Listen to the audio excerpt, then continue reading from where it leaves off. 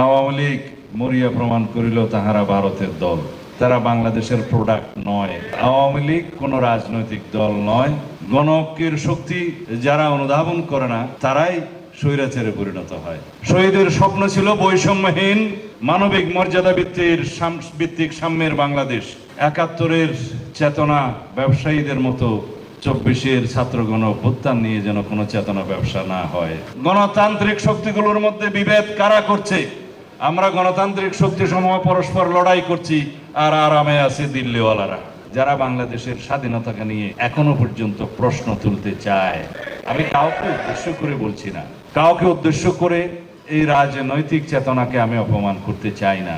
আমরা ঐক্যবদ্ধ বাংলাদেশ চাই। এই ঐক্যের যারা বিরুদ্ধে তাদের নাম ফ্যাসিস্ট। আমাদের কোনো বিদেশি প্রভু থাকবে না, আমাদের বন্ধু থাকবে বিদেশে, কখনো কোনোদিন প্রভু থাকবে না। সবার আগে বাংলাদেশ থাকবে।